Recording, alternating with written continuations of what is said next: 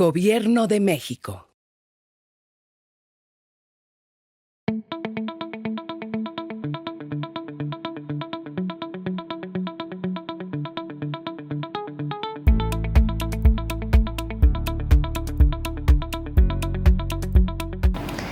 Hola, buen día, bienvenidos. Mi nombre es Gustavo Castañeda de los Santos, soy responsable técnico de proyecto de esta creación del Jardín Etnobiológico de Sinaloa, Juya-Ania.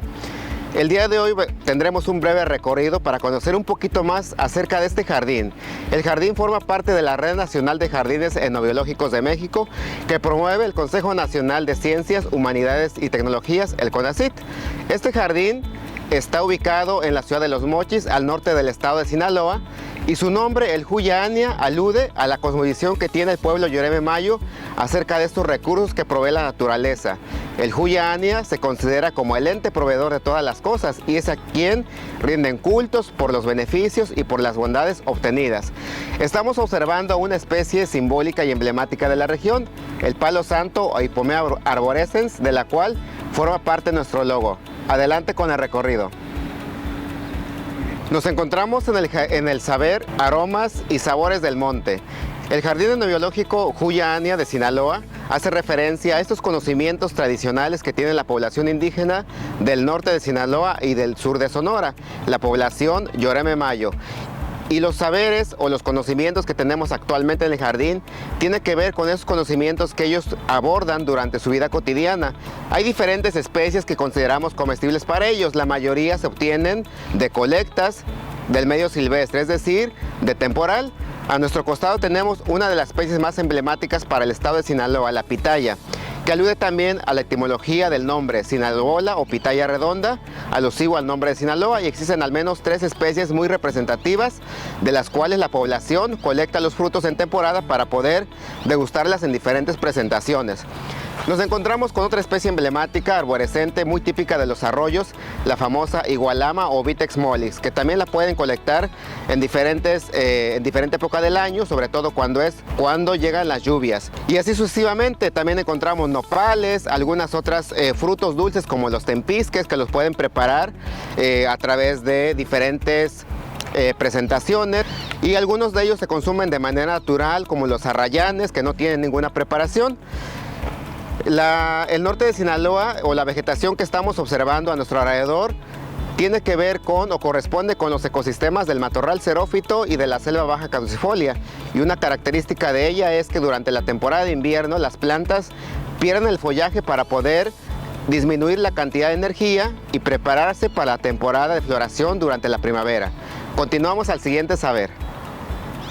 Nos encontramos en otro de los saberes, el saber uso maderable. Este saber tiene una relevancia muy importante para la población, ya que utilizan estas especies para diferentes fines, desde el uso maderable, para diferentes artesanías, para la construcción, incluso para las enramadas, para cercos vivos, para cercos muertos. Estas plantas tienen una característica principal, que son generalmente arbustos y árboles de tallo leñoso, que les permite utilizar este recurso durante la vida cotidiana. Dentro de las especies más relevantes que podemos encontrar, que están a mi alrededor y a mi espalda, podemos considerar al palo Brasil, Metoxilon brasileto, que es una planta muy característica por la calidad de leña muy dura, aunque el crecimiento es relativamente lento. Se busca mucho por la calidad de la madera. A mi espalda tenemos una jocona, que es también característica de esta región de la selva baja caducifolia, el palo colorado, y también tenemos otras especies como la mapa rosa y la mapa amarilla, entre otras.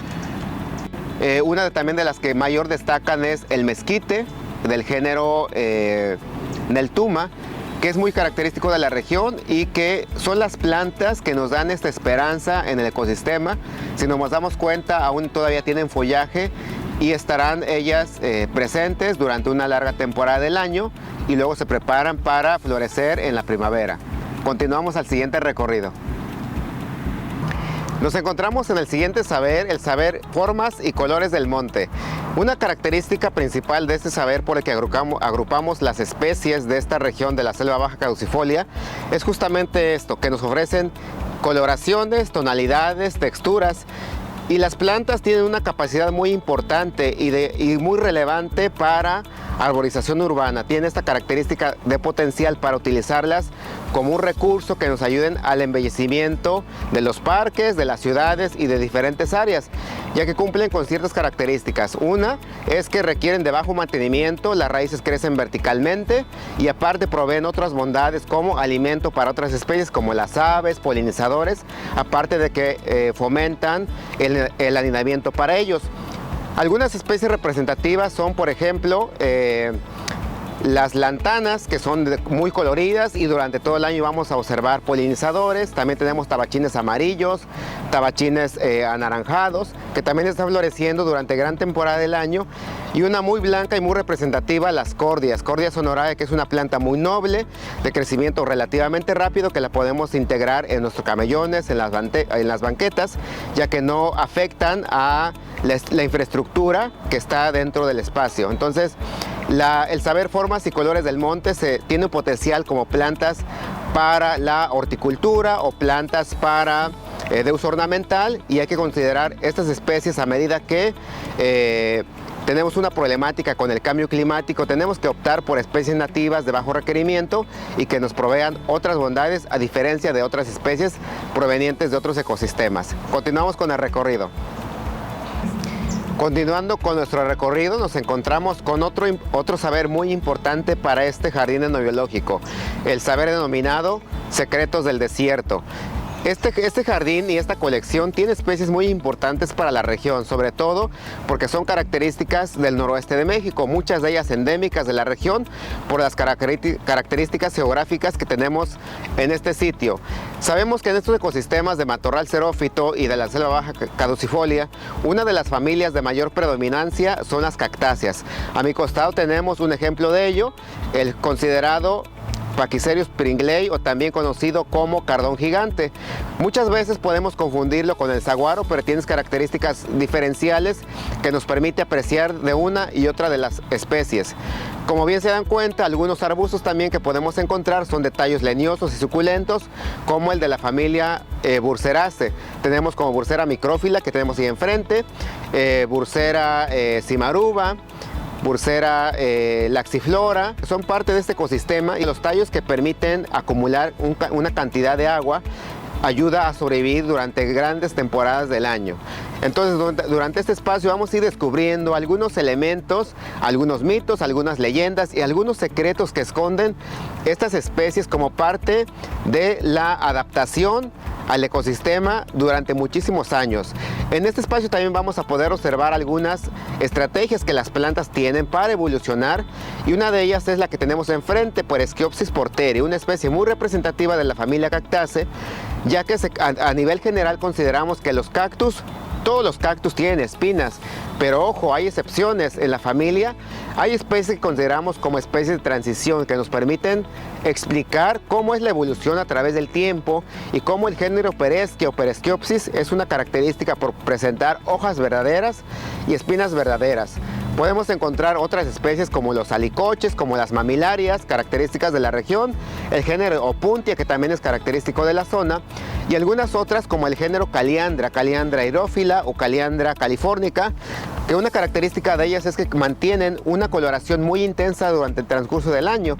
Y esos jardines permiten también albergar una gran biodiversidad, sobre todo de especies polinizadoras, las cuales cohabitan con el mismo jardín para que haya una reproducción de las mismas especies. Recordemos que la polinización es una estrategia de beneficio mutuo tanto de las plantas como de los polinizadores, y en ellos también podemos observar la evolución que han tenido que estas implementar o adaptarse, ya sea por la forma de la flor o del aparato bucal. ¿Observan qué tan interesante es este jardín?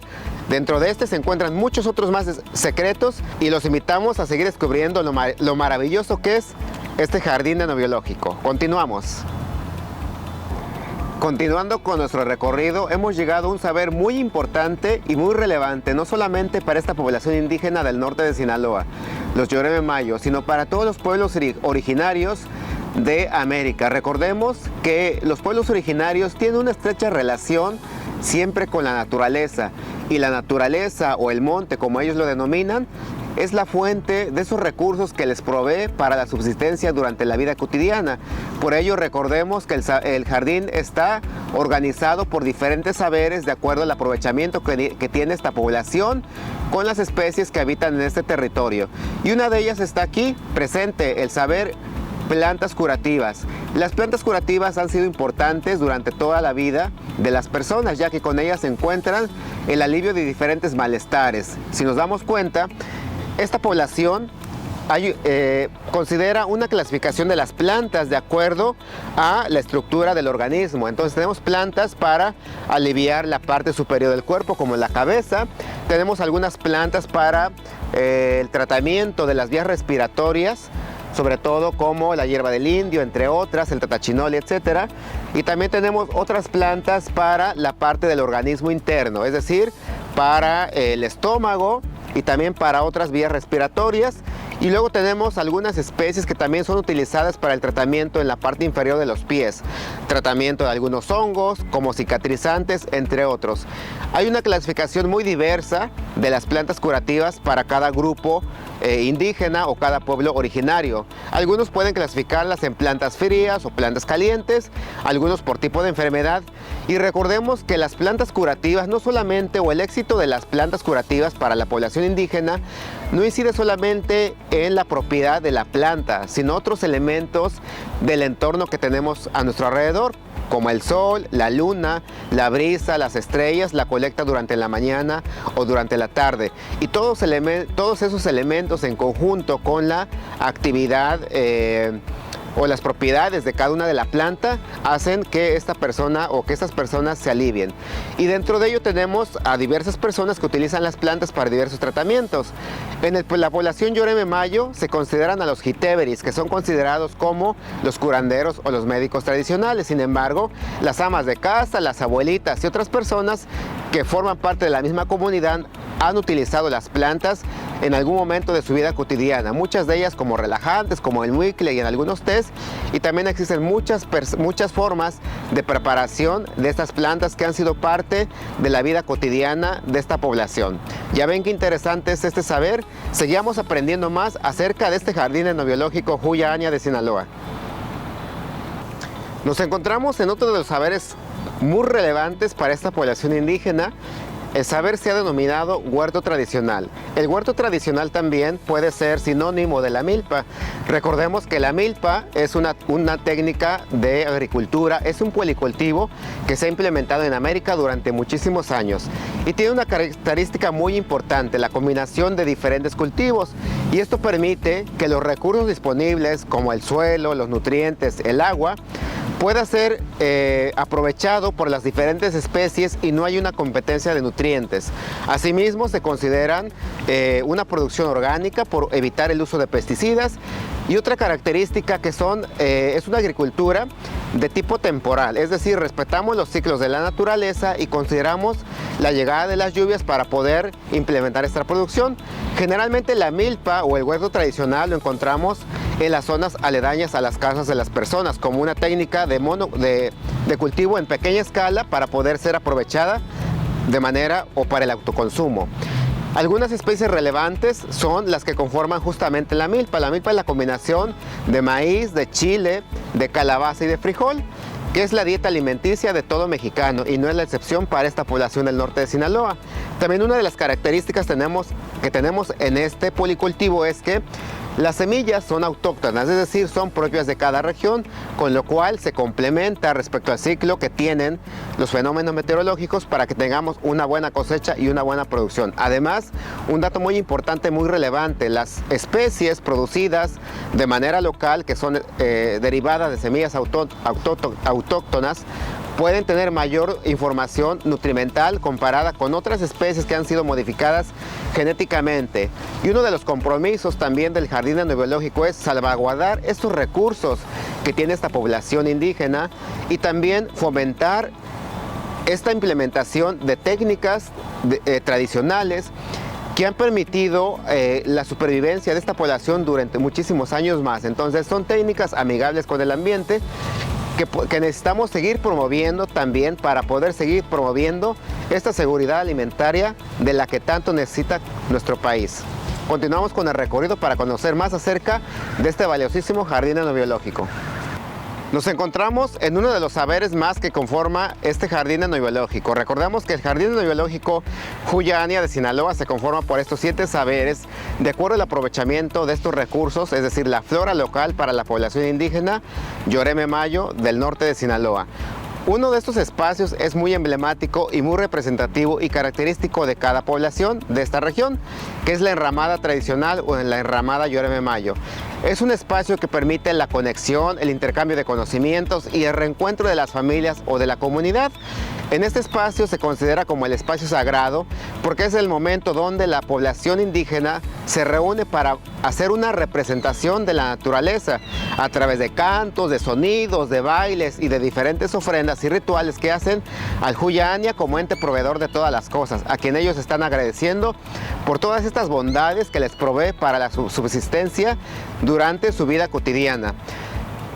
Esta enramada tradicional es una característica de los centros ceremoniales que tenemos. Actualmente existen municipios como Angostura, como Salvador Alvarado, como Ahome, El Fuerte y Choix, y dentro de estos municipios que tenemos al norte de Sinaloa, Ahome es el que cuenta con mayor centros ceremoniales. Y una característica justamente es la enramada. Alrededor vamos a encontrar algunas especies relevantes, ya que estas forman parte o de los atuendos o son material de insumo para la elaboración de las ornamentas y de los instrumentos musicales. Dentro del más representativo podemos tener al álamo Populus mexicana dimorfa, que es una especie que junto con el carrizo lo utilizan para cubrir los techos de las enramadas. Aunado a ello están las bugambilias, que forman parte del adorno de las fiestas. Tenemos a Hypomera arborescens también, como una planta muy emblemática y representativa que consume el venado. Están los chilicotes, Erythrina flaveriformis, que su madera se utiliza para elaboración de máscaras. Y así sucesivamente podemos encontrar como raíces de álamo con las cuales se hacen las jiruquias. Tenemos a los ayales para hacer las sonajas, el tambor de agua. Y diferentes elementos. Recordemos que esta representación de la naturaleza, cuando hace movimientos de danzas, de cantos y sonido, estamos trayendo únicamente esa manifestación que existe en el monte o en este ecosistema. Por ello, tanto las plantas como los animales convergen para poder crear una escenificación del monte y poder realizar este ritual de agradecimiento al Juya-Ania, al ente proveedor de todas las cosas de la población Yoreme Mayo. Esperemos que al día de hoy hayan aprendido un poquito de todo este importante material y conocimientos que tenemos aquí en el Jardín Etnobiológico Juya-Ania, que es el jardín representativo del estado de Sinaloa. Y a su vez los invito a que busquen en cada uno de los estados. Recordemos que formamos parte de una red nacional de jardines etnobiológicos en el que cada uno de los estados tiene una representación de la flora, de la fauna y de estos conocimientos bioculturales que están vinculados a ciertos grupos indígenas, y cómo a través de estos jardines etnobiológicos se busca documentar, resguardar y conservar estos recursos bioculturales para que sigan permaneciendo durante muchos años. A nombre del equipo de Jardín Etnobiológico de Sinaloa Juya-Ania, les damos este agradecimiento por haber estado con nosotros y los invitamos a conocernos. Muchas gracias. Gobierno de México.